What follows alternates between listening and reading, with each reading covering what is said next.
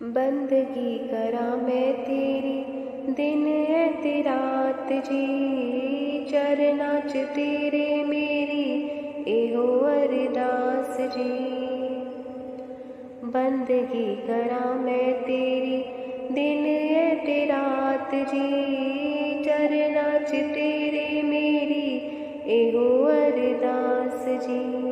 चरना च तेरी मेरे एहो अरदास जी। लोकां दे किनारे बड़े होणगे, लोकां दे किनारे बड़े होणगे, मेरा तां किनारा इक तू।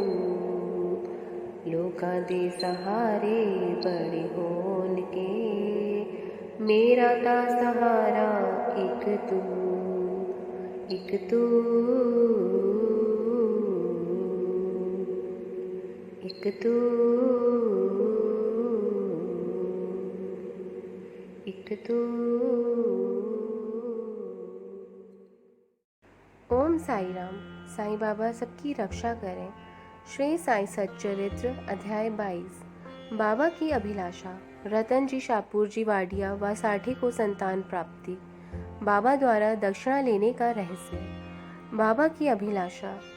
श्री साईं सच्चरित्र के रचयिता हेमाड पंत ने मूल ग्रंथ में लिखा है कि श्री साईं बाबा की यह अभिलाषा रहती थी कि संसार में रहते हुए लोग सदा सुखी रहें और मानव जन्म के लक्ष्य अर्थात आत्मा के ज्ञान को प्राप्त कर परमात्मा का सानिध्य प्राप्त करें अर्थात मोक्ष प्राप्ति का प्रयास करें। उन्होंने लिखा है कि श्री साईं बाबा का सारा जीवन प्रकृति के अनुकूल व माधुर्यपूर्ण रहा। वे स्वयं आनंद अवतार थे, अतः भक्तों को भी उन्होंने परमानंद का रसास्वादन करवाया। यदि नित्य श्री साईं स्मरण किया जाता रहेगा तो सदैव ही श्री साईं बाबा का दर्शन होता रहेगा। इसलिए चंचल चित्त को स्थिर करके श्री साईं स्मरण करते रहने से आत्म साक्षात्कार की स्थिति बनेगी। रतन जी शाहपुर जी वाडिया व साठी को संतान प्राप्ति। रतन जी शाहपुर जी वाडिया नांदेड़ के प्रतिष्ठित व सुप्रसिद्ध व्यापारी थे। व्यापार द्वारा उन्होंने काफी संपत्ति अर्जित कर ली थी। उनके पास पशु, अचल संपदा, वाहन आदि का कोई अभाव नहीं था। परमात्मा की कृपा से सब ऐश्वर्य था, लेकिन अभाव था तो केवल यह कि उनके एक भी संतान नहीं थी। बाहरी दृष्टि से देखने पर पता चलता था कि वे बड़े सुखी हैं और वास्तव में वे सुखी ही थे, लेकिन उनके मन में संतान न होने की पीड़ा थी। वे उदार वृत्ति के भी थे। गरीबों में भोजन, वस्त्र वितरित करने के अतिरिक्त लोगों की हर प्रकार से मदद भी किया करते थे। लेकिन उनकी स्थिति वैसे ही थी जैसी भक्ति भाव बिना कीर्तन, बिना वाद्य यंत्र के संगीत, जनेऊ रहित ब्राह्मण, व्यवहारिक ज्ञान के अभाव में कलाकार, बिना पश्चाताप के तीर्थ यात्रा, मंगल सूत्र के बिना आभूषण की होती है। इसी तरह किसी भी घर की शोभा बच्चों से होती है। यदि कोई घर बच्चों से सूना है तो उस घर व शमशान में कोई फर्क नहीं है। इन सब बातों को विचार करके रतन जी दिन रात इसी चिंता में घुलते रहते थे। वे मन ही मन विचार किया करते थे कि क्या कभी मुझ पर परमात्मा की कृपा होगी, क्या मुझे भी कभी पुत्र प्राप्ति होगी अथवा कभी होगी ही नहीं। चिंता मग्न रहने के कारण उन्हें भोजन भी अच्छा नहीं लगता था। रतन जी की दासगणु महाराज के प्रति पूर्ण निष्ठा थी। एक दिन उन्होंने उनके समक्ष अपने हृदय की बात खुल कर रख दी। इस पर दासगणु महाराज ने उन्हें श्री साईं बाबा की शरण में जाकर संतान प्राप्ति के लिए उनसे प्रार्थना की बात कही। स्वयं रतन जी को भी बात अच्छी लगी। आखिर उन्होंने शिरडी जाने का निर्णय कर लिया। कुछ समय बाद एक दिन वे शिरडी पहुंचे और श्री साईं बाबा के दर्शन कर उनके श्री चरण कमलों में लौट गए। वे बाबा को मनोरम हार पहनाकर पुष्प फल भेंट कर उनके श्री चरणों में बैठकर प्रार्थना करने लगे कि बाबा, अनेक दुखी लोग आपके पास अपने दुख लेकर आते हैं और आप उनके दुख दूर कर देते हैं। आपका यश सुनकर मैं भी बड़ी आशा के साथ आपके श्री चरणों में उपस्थित हुआ हूँ। मुझे आप पर पक्का भरोसा है, अतः आप मुझे निराश न करें। रतन जी की प्रार्थना सुनकर बाबा ने मुस्कुराते हुए उनसे दक्षिणा में 5 रुपए मांगे। स्वयं रतन जी भी देने को तैयार थे, लेकिन बाबा ने पुनः कहा कि 3 रुपए 14 आने मैं तुमसे पहले ही प्राप्त कर चुका हूँ, इसलिए अब शेष रुपए ही दो। श्री साईं बाबा के मुख से ऐसा सुनकर रतन जी विस्मय में पड़ गए। उन्हें बाबा के कथन का मर्म समझ में नहीं आया। वे विचार करने लगी कि मैं तो शिरडी में पहली बार ही आया हूँ, फिर बाबा को मुझसे 3 रुपये 14 आने कब व कैसे प्राप्त हो गए, ये पहली उनकी समझ में न आ सकी। उन्होंने बाबा को शेष दक्षिणा भेंट कर दी और उनके निकट बैठकर शिरडी आने का उद्देश्य बताकर पुत्र प्राप्ति की प्रार्थना की। रतन जी की प्रार्थना सुनकर बाबा को उन पर दया आ गई। वे बोले कि चिंता को त्याग दो, अब तुम्हारे बुरे दिन समाप्त हो चुके हैं। फिर बाबा ने उदी देकर उनके मस्तक पर अपना वरद हस्त रखते हुए कहा कि अल्लाह तुम्हारी इच्छा को पूरी करे। इसके बाद रतन जी बाबा से आज्ञा लेकर नांदेड़ लौट आए। फिर शिरडी में जो कुछ उनके साथ घटा वह सब उन्होंने दासगणु महाराज को बता दिया। मैं बोले कि सब कुछ तो ठीक रहा, लेकिन एक बात मैं समझ नहीं पाया। वह ये कि बाबा ने मुझसे कहा कि 3 रुपये 14 आने मेरे द्वारा उन्हें पहले ही प्राप्त हो चुके हैं। इसका क्या तात्पर्य है, जबकि पहले कभी मैं शिरडी गया ही नहीं था। फिर बाबा को ये वे रुपए कैसे प्राप्त हुए? दासगणु भी इस पहेली को नहीं समझ पाए। वे काफी दिनों तक इस बारे में विचार करते रहे। आखिर काफी दिनों बाद उन्हें याद आया कि कुछ दिनों पहले रतन जी ने एक मुस्लिम संत मौला साहिब को आतिथ्य के लिए अपने घर आमंत्रित किया था।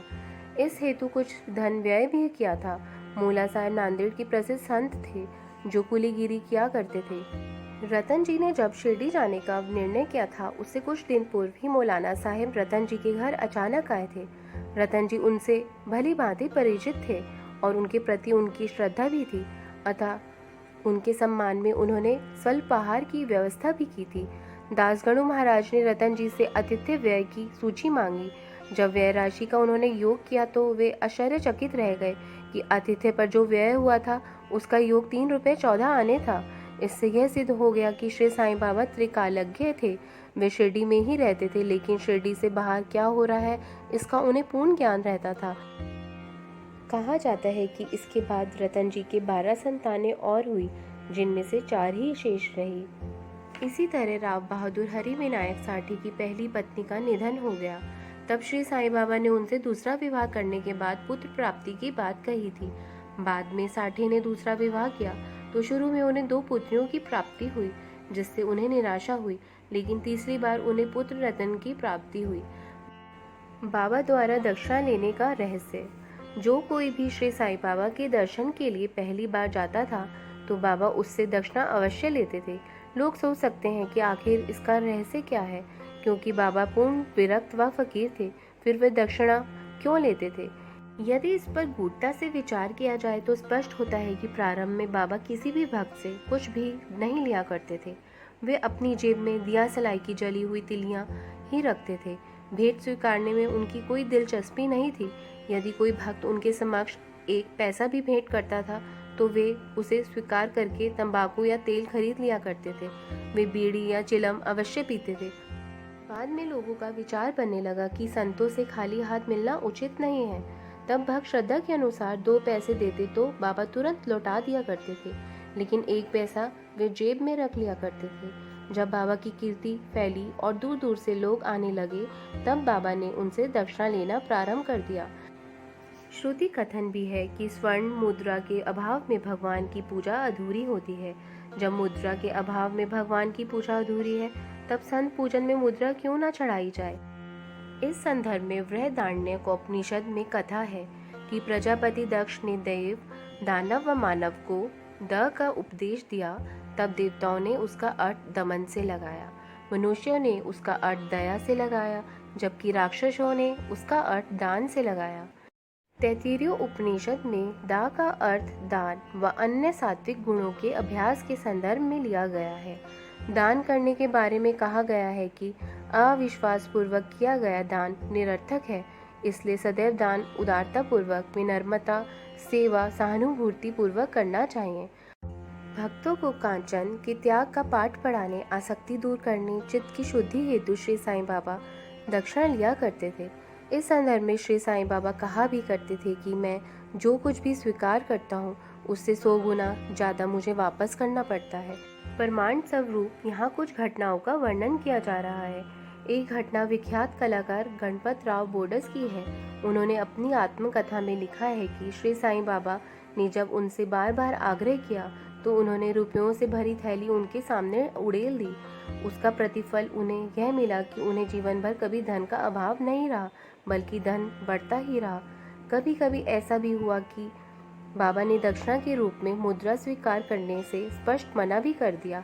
ऐसी घटना प्रोफेसर सीके नार्के के साथ घटी। बाबा ने उनसे दक्षिणा में 15 रुपये मांगे, लेकिन नार्के ने अपनी स्थिति स्पष्ट करते हुए कहा कि बाबा, मेरे पास तो एक पैसा भी नहीं है। तब बाबा बोले कि मैं जानता हूँ कि तुम्हारे पास द्रव्य नहीं है, लेकिन तुम योग वाशिष्ठ का अध्ययन तो अवश्य करते हो, उसी में से दक्षिणा दो। यहाँ बाबा का दक्षिणा से तात्पर्य पुस्तक के ज्ञान को हृदयंगम करने से था, क्योंकि बाबा स्वयं ज्ञान स्वरूप थे। एक अन्य घटना श्रीमती R.A. तरखट से संबंधित है। बाबा ने एक बार उनसे दक्षिणा में 6 रुपये मांगे, लेकिन तरखट तो वैसे ही दुखी थी, उनके पास देने को था ही क्या। उनके पति श्रीमान तरखट ने उन्हें समझाया कि बाबा का तात्पर्य 6 रुपयों से है, इन रुपयों को बाबा को अर्पित कर दो। बाबा इस बात से सहमत नजर आए। उल्लेखनीय है कि बाबा के पास दक्षिणा के रूप में काफी पैसा इकट्ठा हो जाता था, लेकिन वे उस पैसों को उसी दिन व्यय कर दिया करते थे, संचय नहीं करते थे। अगले दिन फिर वे फकीर के फकीर रहते थे। जब बाबा ने महासमाधि ली तब उनके पास नाम मात्र को धन था, जबकि 10 वर्ष के दौरान दक्षिणा के रूप में उनके पास हजारों रुपए होते थे। यहाँ ध्यान देने योग्य बात यह है कि बाबा ने महासमाधि 80 वर्ष की आयु में ली थी। इस तरह देखा जाए तो उन्होंने 70 वर्ष की आयु से दक्षिणा लेनी प्रारंभ की थी। बाबा द्वारा दक्षिणा लेने के संदर्भ में बाबा के अनन्य भक्त व सेवानिवृत्त बीवी देव ने श्री साईं लीला पत्रिका भाग 7 पृष्ठ 623 में प्रकाशित अपने एक लेख में लिखा है कि बाबा हर किसी से दक्षिणा नहीं लेते थे। यदि कोई बिना मांगे दक्षिणा देता था तो बाबा कभी तो स्वीकार कर लेते थे और कभी नहीं।